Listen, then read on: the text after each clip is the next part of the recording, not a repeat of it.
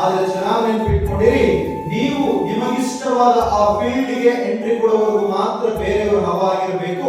ಯಾವಾಗ ನೀವು ನಿಮಗಿಷ್ಟವಾದ ಫೀಲ್ಡ್ಗೆ ಎಂಟ್ರಿ ಕೊಡ್ತೀರೋ ಅವತ್ತಿಂದ ಲಕ್ಷಾಂತರ ವರ್ಷಗಳ ಕಳೆದರೂ ಕೂಡ ನಿಮ್ಮದೇ ಹವಾ ಆಗಿರಬೇಕು. ಒಂದು ಫಿಲಂ ಡೈಲಾಗ್ ನನಗೆ ನೆನಪಾಗುತ್ತೆ ಈ ಮಾತನ್ನ ಹೇಳ್ಬೇಕಾದ್ರೆ. ನಿಮ್ಗೂ ಎಲ್ಲ ಯಾರಿಗೆ ತುದಿನಲ್ಲಿನೇ ಇದೆ. ಎಷ್ಟೊಂದು ಕಡೆ ಹೇಳ್ತಾರಲ್ಲ, ನಾನು ಬರೋವರೆಗೂ ಮಾತ್ರ, ನಾನು ಬರೋವರೆಗೂ ಮಾತ್ರ, ನಾನು ಬಂದ್ಮೇಲೆ, ನಾನು ಬರೋವರೆಗೂ ಮಾತ್ರ ಬೇರೆಯವರ ಹವಾ, ನಾನು ಬಂದ ಮೇಲೆ ನನ್ನದೇ ಹವಾ ಅಂತ ಹೇಳಿದ ಡೈಲಾಗ್ ಚೆನ್ನಾಗಿತ್ತು, ಕೇಳಿದೀವಿ, ಖುಷಿ ಪಟ್ಟಿದೀವಿ, ಫ್ರೆಂಡ್ಸ್ಗೂ ಕೂಡ ಹೇಳಿದೀವಿ, ನಗಾಡಿದೀವಿ. ಆದ್ರೆ ನಿಮ್ಮ ಲೈಫ್ ಸಕ್ಸಸ್ಫುಲ್ ಆಗಬೇಕು ಅಂದ್ರೆ ಇದೊಂದು ಡೈಲಾಗ್ ನಿಮ್ಮ ಲೈಫ್ ಅಪ್ಲೈ ಮಾಡ್ಕೊಳ್ಳಿ ಸಾಕು.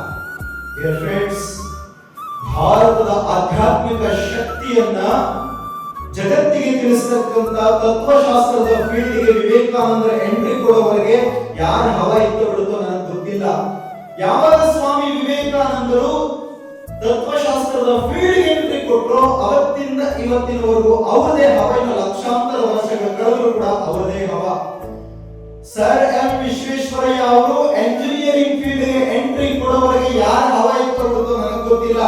ಯಾವಾಗ ನಮ್ಮ ಸರ್ ಎಂ ವಿ ಅವರು ಎಂಜಿನಿಯರಿಂಗ್ ಫೀಲ್ಡ್ಗೆ ಎಂಟ್ರಿ ಕೊಟ್ಟರು ಅವತ್ತಿಂದ ಇವತ್ತಿನವರೆಗೆ ಅವರದೇ ಹವಾ. ಇನ್ನು ಲಕ್ಷಾಂತರ ವರ್ಷಗಳ ಕಳೆದರೂ ಕೂಡ ಅವರದೇ ಹವಾ. ಯಾಕಂದ್ರೆ ಇವತ್ತು ನ್ಯಾಷನಲ್ ಎಂಜಿನಿಯರ್ಸ್ ಡೇ ಅಂತ ಬಂದ ತಕ್ಷಣ ನಮಗೆ ನೆನಪಾಗ್ತಕ್ಕಂಥದ್ದು ಸರ್ ಎಂ ವಿಶ್ವೇಶ್ವರಯ್ಯ. ಕೋಟ್ಯಂತರ ಮಂದಿ ಎಂಜಿನಿಯರಿಂಗ್ ಕಾಲೇಜುಗಳಿಂದ ಓದ್ಕೊಂಡು ಆಚೆ ಬಂದಿದ್ದಾರೆ. ಯಾಕೆ ಅವರ ಹೆಸರನ್ನು ನಾವು ಎಂಜಿನಿಯರ್ಸ್ ಡೇ ಮಾಡೋದಿಲ್ಲ? ಅದು ಹವಾ ಮೇಂಟೈನ್ ಮಾಡೋದು. ಅಂದ್ರೆ ಸೈನ್ಸ್ ಅಂಡ್ ಟೆಕ್ನಾಲಜಿ ಫೀಲ್ಡ್ಗೆ ಅಬ್ದುಲ್ ಕಲಾಂ ಅವರು ಎಂಟ್ರಿ ಕೊಡೋವರೆಗೂ ಯಾರ ಹವಾ ಇತ್ತು ಬಿಡುತ್ತೆ ನನಗೆ ಗೊತ್ತಿಲ್ಲ.